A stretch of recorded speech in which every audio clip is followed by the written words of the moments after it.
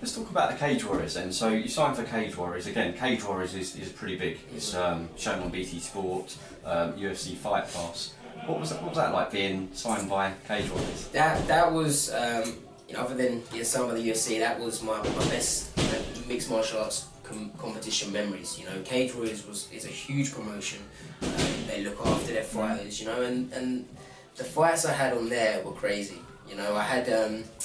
I got the offer to fight Von Lee, who at the time was a UFC veteran, and I was buzzing for that. I was like, right, let's do it. Beat him in TKO style in Liverpool, that was, and then had 3 fights after that for Cage Warriors, all in London, all for a title. At the O2, wasn't it? At the O2, yeah. I think I sold 300 something tickets every time and just filled it out with friends and family. And those are probably the best memories I have so far of my career. And obviously you went on to win the Bantamweight title against, it was Marco. Yep. Covered. Yeah. Talk to me about that. I mean, obviously you had a bit of a run, and then I assume they put it to you that you've been offered the title fight. How did that make you feel? Buzzing.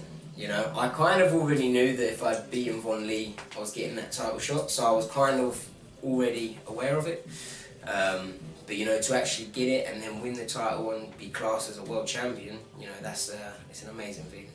Yeah, absolutely. There was one fight I did want to talk to you about, Josh Reed. I was watching it again this morning. It was an absolute war in the first round. There was some talk afterwards about maybe the fight should have been maybe stopped and what have you. What was your thoughts on? For me, obviously you can say it being biased, but I don't think the ref should have stopped it at any point for me because I came back and won. Yeah. So if he had stopped it, that would have taken that away.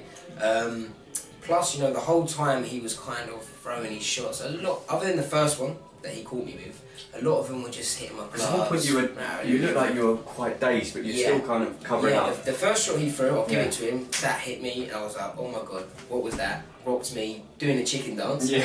Then the rest of the shots, it was just like someone was shaking me. I stumbled back at one point. I thought the cage was behind me. It wasn't, and then stumbled back. So it looked, I think, a lot worse. I thought the ref was literally, I think, about to step in, and then suddenly you just threw a shot. And that's the thing with MMA. The ref says you've got to defend yourself or you've got to fight back. Every time the ref said fight back, I threw something. Whereas when it was me and him, he wasn't throwing anything back. He was just standing there. So, I don't know. Part of me wishes that the ref left it 5 more seconds so that I could have proved that, that was supposed to be stopped. But at the end of the day, I got the win, and that's what I'm happy with. What a great win it was. Would you have rematched him? If that's what Cage Warriors would have offered, 100%. Yep. Okay, so the next thing, you defended a belt against Luca, again, can't pronounce the name. And that was your last time in Cage Warriors before you signed for UFC. But just talk to me a little bit about that one, because that was another great finish. Well, I remember going into that one thinking, how do I outdo the last one? To have an absolute war with Josh Reed on the one before, to have that crowd there, I thought, I can't do any better than that. So to come out there and get a knockout like I did in 40 seconds, to completely KO him, that was just the proof that I was ready for the UFC. And I just looked up at the crowd. I remember seeing everyone there, and they were chanting UFC, UFC. And that was an incredible feeling. See, for me, I remember that because on social media you were trending. How does that feel, being trending on Twitter? Mate, honestly, it's surreal. It really is. As I say as well, every Cage Warriors fight, I thought I can't outdo the last one, and every one I did. Every one I had just as much support or more than the last one. And I generally feel like the people that were there shared the win with me. Sometimes a lot of people buy a ticket and they're just there to watch a few fights, but I honestly felt like those people were in there with me. So, to come out, get the win like I did, to come out unscratched as well, then to be able to fight 9 weeks later, that was, It's a bit of a cliche, but the British fans, fight fans, are just, they're like nothing else, aren't they? Yeah. The support. pretty much answered it, but did you draw on that support? You know, when you're doing your ring entrance and you know you've got the crowd cheering, you know, if you're taking a shot, you know, and then you hear the crowd, does that give you that extra 10%? 100%. When I was there at Cage Warriors in the daytime to do the medicals, I remember looking at my opponent, and he was from Italy. I remember thinking, he looks nervous now. And I was thinking, as soon as he comes out later, I know for a fact he's lost before he even gets in there.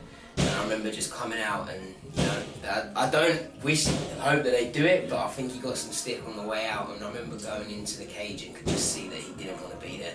You know, and when that crowd was cheering me, you know, he didn't want to be in there, and, you know, obviously I got the job done nice and quick, so he could go. I think crowds make a massive difference. I mean, earlier in the year, watching Darren Till against Wonderboy, I kind of felt like Wonderboy didn't realise, like, the crowd in Liverpool was just, you know, and it kind of felt that obviously all the problems that Darren had, like with the weight cuts, it just felt like that crowd just gave him that extra buzz. Yeah, it does. It really does. You know, if you don't get me wrong, a few cheers here and there, not much difference. But when you've got a whole arena on their feet for you, that's when you're going in there with someone else in there with you. You know, it's not just you fighting in there.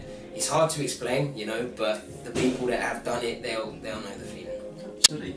So, correct me if I'm wrong, I'm not sure about this, but with the Cage Warriors, is it 2 or 3 times you have to defend the belt before you get it?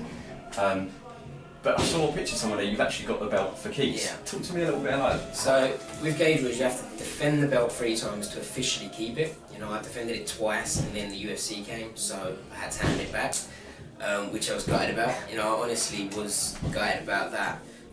My coach Brad Picket, he, as a surprise for my birthday, got a replica made up.